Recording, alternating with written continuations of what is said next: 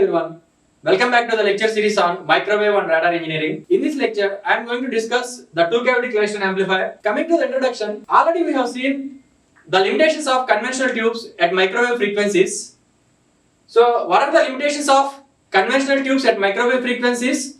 So, those are inter-electrode capacitance effect, lead inductance effect, transit time effect, as well as gain bandwidth product and RF losses.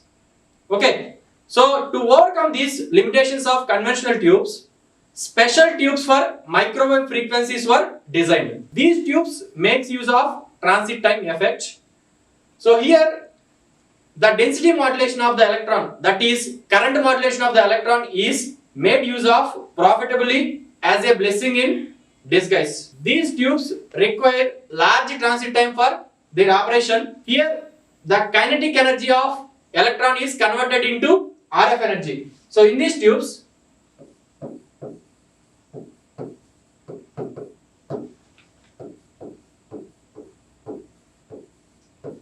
so kinetic energy of these electrons will be converted into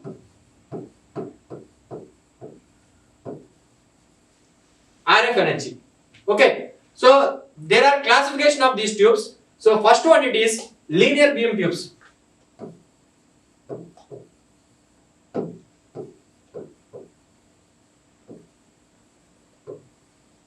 Linear beam tubes are also called as O-type tubes. Original, that is original type. Okay, so next one, it is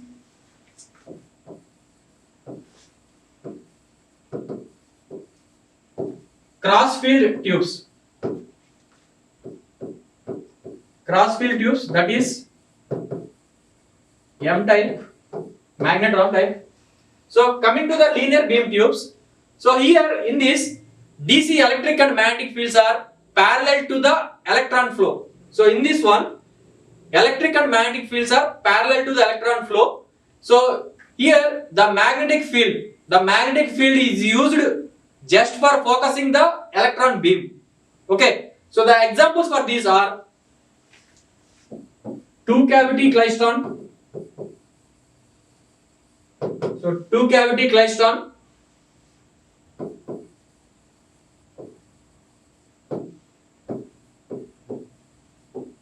reflex Clayston, and traveling wave tube, that is TWT.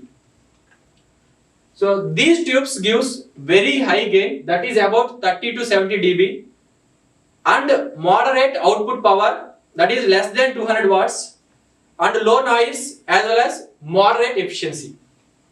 So coming to the cross field tubes, so here electric and magnetic fields are perpendicular to each other. So electric and magnetic fields are perpendicular to each other. Okay, so examples are magnetrons. So examples are magnetrons. So these tubes will give the moderate gain, that is about 8 to 20 dB, but very high power. It will give very high power, that is about greater than 1 kilowatts, high noise as well as high efficiency. So now coming to the two-cavity Clayston. So these are the learning outcomes of this lecture. After successful completion of this lecture, you will be able to draw and explain the construction of two-cavity Clayston amplifier, as well as sketch the applicate diagram and explain the working of two-cavity Clayston amplifier. Okay, now coming to the Claystons. So the Clayston tubes can be used as a microwave sources, that is as an oscillator. So mainly these are used as microwave sources and as an oscillators. So the reflex Clayston is used as an oscillator.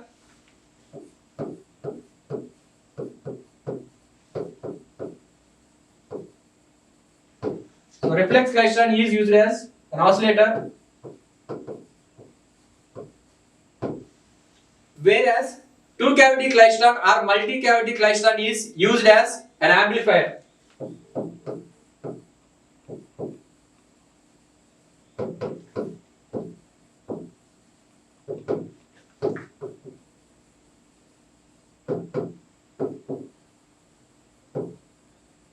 Two-cavity or multi-cavity Clayston can be used as an amplifier.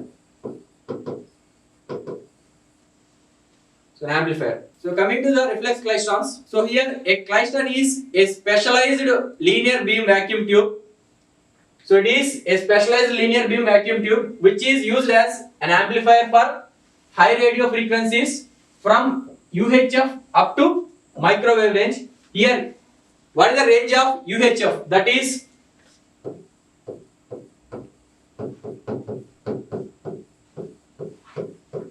from 300 megahertz to 3000 megahertz. So whereas the microwave frequency range is from 300 megahertz to 300 gigahertz. Low power klystrons are used as oscillators in terrestrial microwave relay communication links. So here low power klystrons are used as oscillators, whereas high power klystrons are used at output tubes in the UHF television transmitters as well as satellite communications and radar transmitters to generate the drive power from modern particle acceleration. Two cavity klystron amplifier. Now we will see the construction of two cavity klystron amplifier. Two cavity klystron amplifier is basically a velocity modulated tube. It is based on velocity modulation. It will work based on velocity modulation. A high velocity electron beam is formed, focused and sent down along the glass tube through an input cavity. It is also called as buncher cavity and a field-free drift space. A field-free drift space and an output cavity that is called as catcher cavity to the collector electrode or anode. So the anode is kept at positive potential with respect to the cathode. Here the anode is kept at positive potential with respect to the cathode. The electron beam passes through gap A. The electron beam passes through gap A. This is the gap A. This is the gap A. The electron beam passes through a gap A consisting of two grids of the buncher cavity. These are two grids of buncher cavity separated by a very small distance, and two other grids of catcher cavity. Here it is the catcher cavity. There are two other grids separated by a small gap B. Here it is a small gap B. Okay. So the input and outputs are taken from the tube via resonant cavities with the aid of coupling loops. So here these are the coupling loops. So the input and outputs are taken from these loops only. Right? So the spacing between the two cavities is called drift space. Here the space between the two cavities. The two cavities called as buncher cavity as well as catcher cavity. The space between these two cavities is called drift space. Okay, so here I am using the cavities, two cavity klystron and cavities are the term. So what is the term cavity? What is a cavity resonator? Okay, so at a frequency well below the microwave range, the cavity resonator can be represented by a lumped constant resonant circuit. So represented by a lumped constant resonant circuit, that to LC circuit, that is LC circuit, when the output frequency is increased to several tens of megahertz. Both the inductance and capacitance must be reduced to a minimum in order to maintain the resonance at the operating frequency. That is, we know the resonance frequency, that is F0 is equals to 1 by 2 pi square root of LC. So to maintain the resonant frequency, okay, so we have to minimize, we have to reduce these L and C values. So ultimately the inductance is reduced to a minimum by a short wire. Okay, therefore the re-entrant cavities are designed for use of in klystrons and microwave triodes. So these can be used in klystrons as well as microwave triodes. So a re-entrant cavity is one in which the metallic boundaries extended into the interior of the cavities, inside the cavities. Two cavity klystron amplifier. Now I will give you a brief review on the operation of the two cavity klystron amplifier. Then I will explain in detail. So all these klystrons makes positive use of the transit time effect by velocity modulation of the electron beam by the RF field on the first cavity. So velocity modulation of the electron beam, here the velocity modulation of that electron beam will take place at this point because of that applied RF signal in the first cavity. This is the first cavity, this is the second cavity. Okay, so here we will apply the RF signal which is to be amplified. Okay, next, conversion of velocity modulation into density modulation, that is current modulation, that is electron bunches will form. Here all the electrons will be velocity modulated, and at some points these will form, all the electrons will form electron bunches. These are the electron bunches. Okay, next, transfer of energy into the RF field in second cavity which is in the amplified form. So here we applied the RF signal which is to be amplified. So that is the transfer of energy here in the second cavity.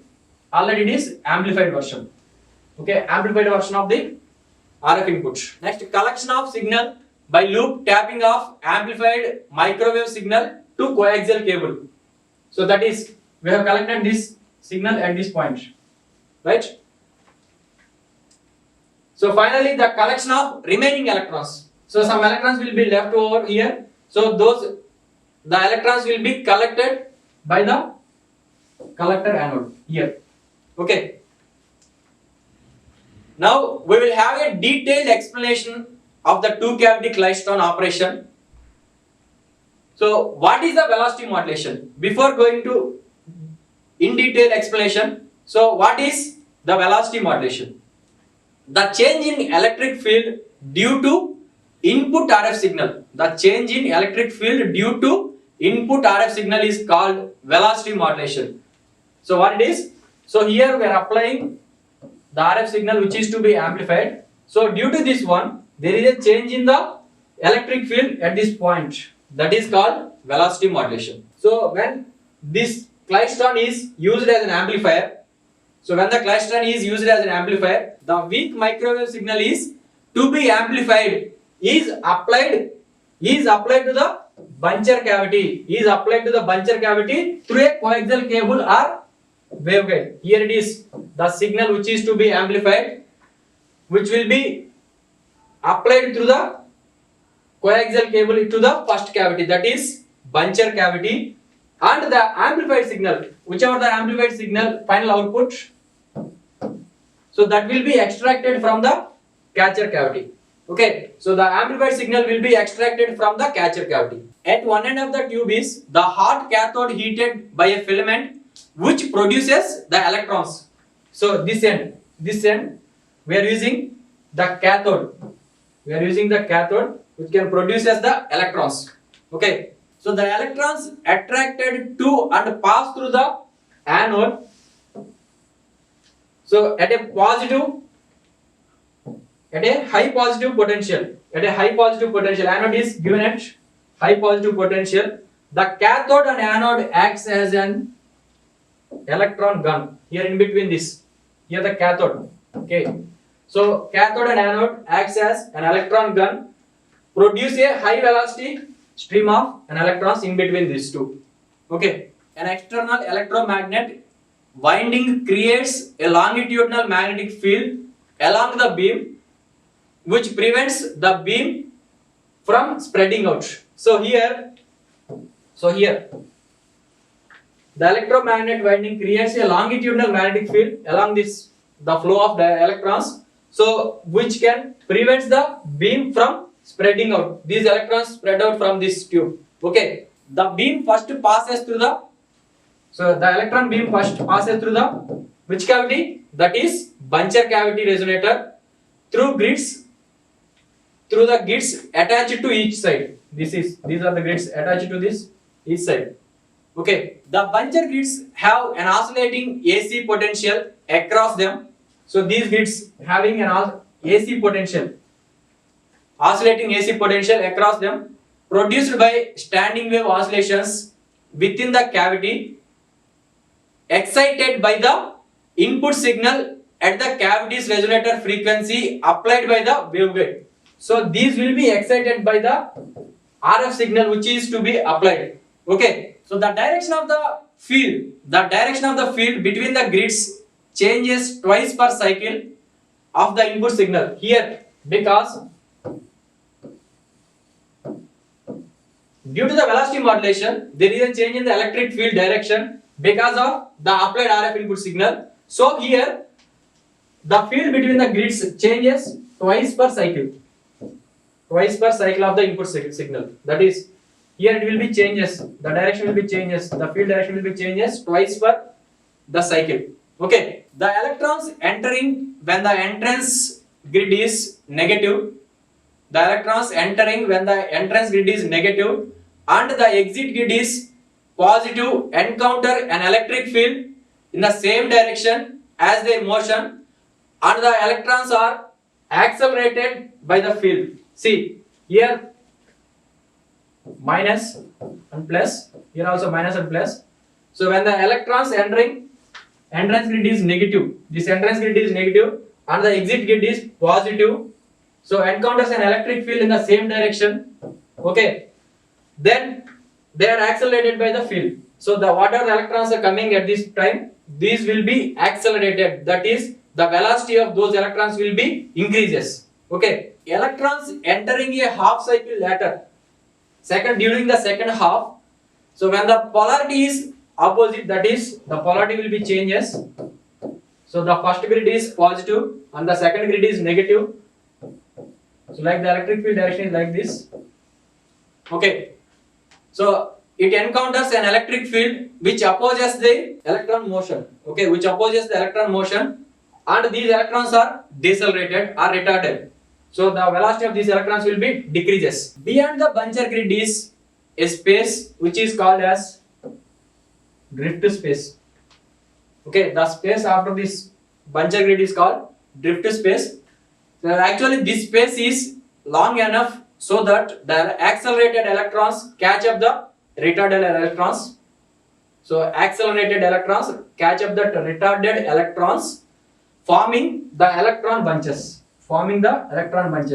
Okay, so all accelerated, decelerated, all the electrons will travel in this space. So somewhere these form these electron bunches. Okay, so thus will travel along the tube and will reaches the catcher cavity. So its length is, the drift space length is chosen to allow a maximum bunching at the resonant frequency. So maximum electron bunch should be taken place and maybe several feet long also. The electrons then pass through a second cavity that is called catcher cavity. These electron bunches will pass the second cavity that is called catcher cavity through the similar pair of grids on each side of the cavity. So the function of this cavity, that is the catcher grid, is to absorb that entire energy from the electron beam. So to absorb that entire energy from that electron beam. So then finally it will gives the, and the output will be extracted from this coaxial cable that is at the catcher cavity. So now brief operation. The RF signal is to be amplified, which is applied at this cavity, that is used for exciting the input buncher cavity. This signal is used for exciting the buncher cavity, thereby developing an alternating voltages. Now we'll see the brief operation. The RF signal which is to be amplified is used for exciting the input buncher cavity. That is RF signal which is to be amplified is used to excite the input buncher cavity, thereby developing an alternating voltages across the gap A. So alternating voltages will be like this, will be developed because of this change in the RF signal. Okay, so that is happened across the gap A. Okay, consider the effect of this gap voltage on the electron beam passing through the gap A. Okay, the situation is best explained by using the applicate diagram. So here it is the applicate diagram for two cavity Klystron amplifier. So here, this is the position of gap A. Here it is the position of gap A.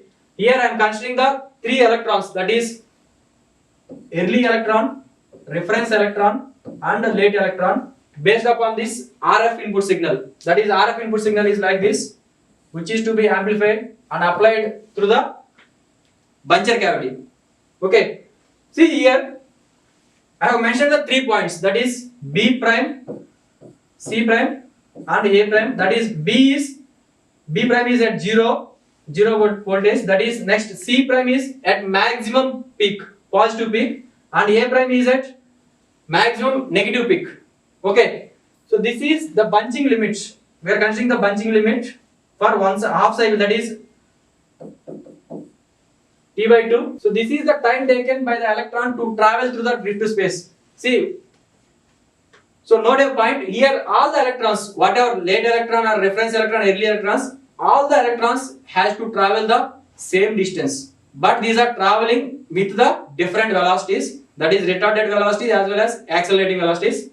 Okay, so coming to this, at point B prime, on the input RF cycle, that is like this, point B prime on the input RF cycle, the alternating voltage is how much? It is 0. The alternating voltage is 0 and going positive, and it is going positive. So at this instant, the electric field across gap A, is 0. That is here the electric field across the gap A is 0 for B prime, and the electron which passes through gap A at this instant, that is at this instant is considered as reference electron, that is ER. That electron will be considered as reference electron ER, which passes the gap A at the instant which is unaffected by the RF input signal, so that the velocity of that reference electron will not change, that is V is equals to V naught.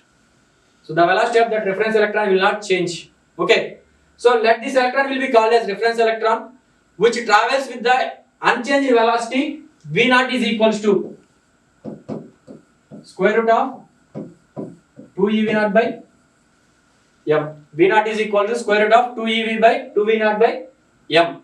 So where V naught is the anode to cathode voltage. Next, at point C prime, that is at positive peak, at point C prime of the RF cycle, an electron that leaves gap A, later reference electron ER, that is ER, late electron, leaves the gap A, later reference electron ER, called that late electron, is subjected to the maximum positive voltage, that is maximum positive RF voltage, and hence travels towards gap B with an increased velocity, that is V is greater than V naught, with an increased velocity, and this electron tries to overcome this reference electron in the drift space. Okay, similarly an early electron, it is considered as EE, an early electron that passes the gap A slightly before the reference electron, that is similarly an early electron EE that passes the gap A slightly before the reference electron, which is subjected to a maximum negative voltage, RF voltage. Okay, so hence the early electron is decelerated and travels with a reduced velocity, that is V is less than V naught. Reduced velocity V is less than V naught. This early electron falls back, and reference electron ER that try to catch up the early electron. Okay, the velocity of the electron varies in accordance with the RF input voltage. As already I mentioned, the velocity of the electron varies in accordance with the RF input voltage, resulting in the velocity modulation of the electron beam. As a result of these actions, the electrons in the bunching limit, that is in between this one, A prime and C prime. So gradually bunches together. So these bunches together as they travel down the drift space. As they travel down this drift space, they form the electron bunch. The pulsating stream of electron passes through gap B. The pulsating stream of electrons pass through gap B and excite oscillations in the output cavity, that is catcher cavity. Okay, the density of electrons passing through the gap B varies cyclically with time. That is, the electron beam contains an AC alternating current and is current modulated, that is density modulation. Okay, the drift space already we have seen, that converts the velocity modulation into current modulation. So the bunching occurs only once per cycle, centered around the reference electron. So bunching occurs only once per cycle, centered around the reference electron. With proper design, that is optimum gap width, anode to cathode voltage, drift to space length, etc. So a little RF power applied to the buncher cavity, that is input cavity, results in large beam currents, that is amplified version in catcher cavity with a considerable power gains. So coming to the characteristics of two cavity Klystron amplifier. So the beam voltage required depends upon the specific Klystron. So but in general, following maximum ranges of Klystron, that is maximum ranges of Klystrons are specified here. So coming to the frequency.